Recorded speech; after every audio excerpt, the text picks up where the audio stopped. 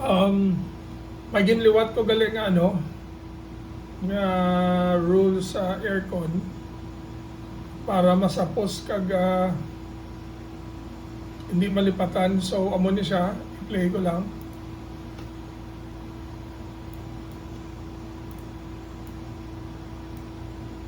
Aircon operation and verification, mandatory procedure. Step 1, turning on the aircon, applies to both AM and PM aircons. Set to cool mode, not fan only or dry mode. Set temperature based on the weather and room condition. If the area feels too cold or the weather is normal, set to 20 degrees Celsius or 21 degrees Celsius. If it is summer, very hot outside, or the area feels warm, set to 18 degrees Celsius or 19 degrees Celsius. Set to swing mode on. Step 2. I-explain ko lang. Duda ko maintindihan nyo man pero klaroon ko lang. Ang setting pwede 18 to 21. So now na-notice ko, kisa magreklamo ang customer, pwede ma-set 20 to 21 kung sobra katugnaw, labi na sa super VIP sa babaw, sa third floor. Sakit sa tugnaw sa tunga, pero sa puntaya init. So complicated issue ni, but then wala na mahimo, hindi balance ang pagka duda ko aircon kung may diferensya, pero butangan ko ni siya daw sagang nga hindi magtugnaw sa ginatiro niya kundi matiro sa punta, pero sa ulihin na lang na. So i-continue ko lang. Set to swing mode on. Step 2, 30-minute verification check, mandatory. After turning on the aircon, the assigned cashier must wait 30 minutes. Return to the aircon unit and perform the following checks. White heavy check mark, take clear photo, S, showing the digital clock/time, to prove 30 minutes have passed. The thermometer reading on the clock. Target room temperature, 24 degrees Celsius to 29 degrees Celsius. If the clock reads 24 degrees Celsius or higher, report it immediately. The aircon remote/display showing mode, cool, temperature, 18 degrees Celsius or 21 degrees Celsius, swing, on. White heavy check mark physically. Okay, now explain ko naman pati sa clock na yung ginbakal ko. May time ni siya, and then kung ano ang room temperature. Now actually makalambot ni siya 29 or 30, okay pa na siya, pero mag 32 pasaka, init na siya. So now ang aton target is 24 to 29. Actually 24 tugnaw na ni kayo. So pero sa computeran mas mayo tugnaw sa hindi, kay once magdamo ng customer mainit na siya. Tapos ang pinaka-importante, i-continue ta lang kay amo ni siya ang pinaka-importante sa dalong. Physically feel the airflow with your hand. Is the air cold enough? Is the air blowing strongly? Is the swing function working properly? So ari, common sense na yung galing init ang ulo ko. Si Kevin, dugay-dugay na sa battle, hindi niya ma-distinguish kung gaandar ang aircon todo or hinay. May plastic man sa atubang sa aircon, babalaan mo na mo, isa mo lang kalantaw kung kusog ang lupad niya kung hinay. Wala ko idea nga nag-problem sa BS8. Gareklamo ng mga customer for a very long time. Ang iyaya to solve the issue, nag-ubra siya lain nga pagi, ginapaandar ang isa kay aircon earlier sa ginatag ko nga schedule to solve the issue. But then, wala iya gina-pinpoint kung ano ginang cause ang problem, tapos i-blame pa sa customer nga basi sunoy ang nagreklamo, or basi dito siya sa punta nagpungko nga kainit,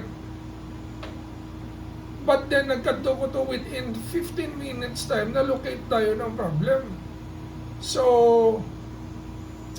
oh my God, ini nga mga incident, yung mga budlayan ko ni to solve the issue.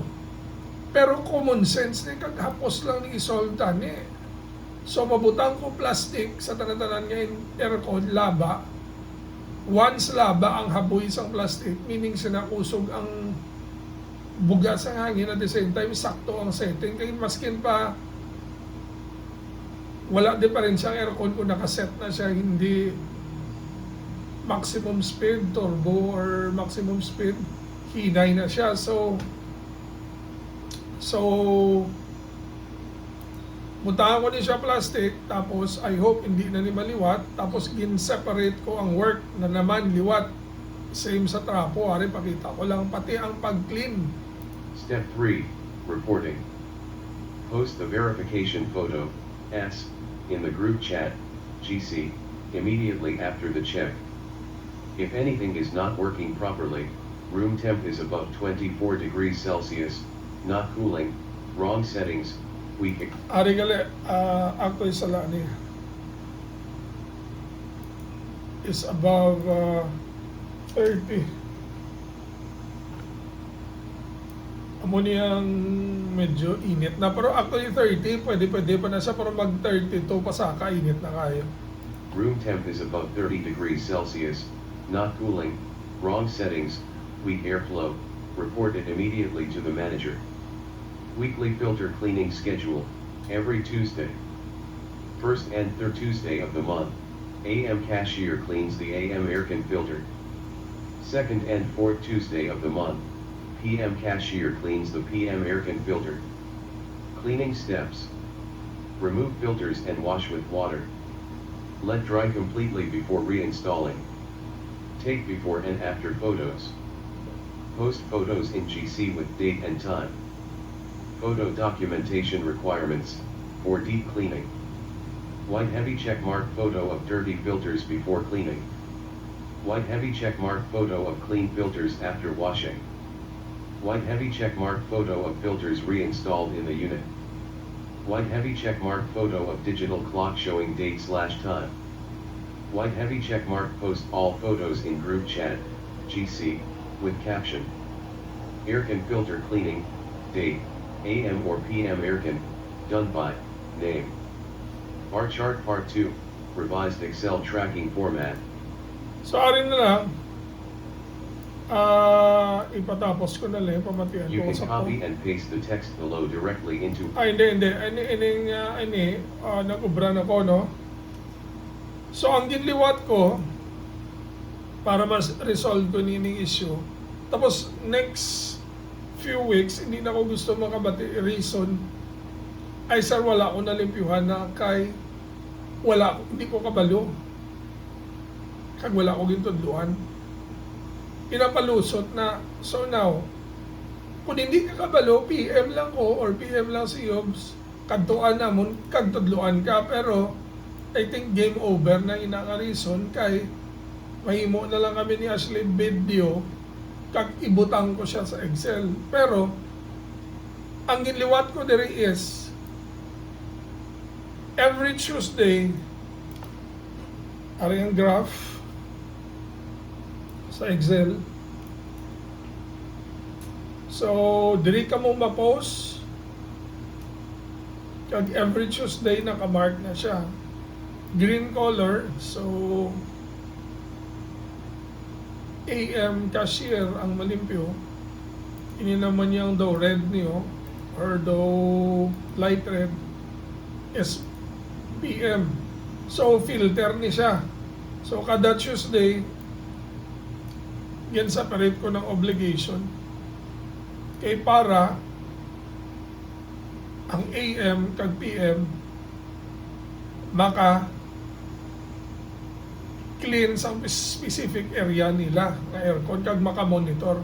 Wala na tudloan na kag equal, tapos nakita ko ang aga dako tayo manglimpyo, ang gabi dako tayo manglimpyo, pero ang hapon namin ko sa hapon ang hapon do dako do wala, pero part man sa gapon o nabilong sa PM, part man sa gyapon. So, ang PM cashier ni siya basta ga-duty ka sa hapon na sa magabi or gabi sa magaga. So, ang AM naman, isa mula na siyang aga, gid gagasunod. So now, amo ni siya ang filter, tapos may ara pa iguya, daily monitoring. Example lang sa BS8 ni siya. Sala lang ni.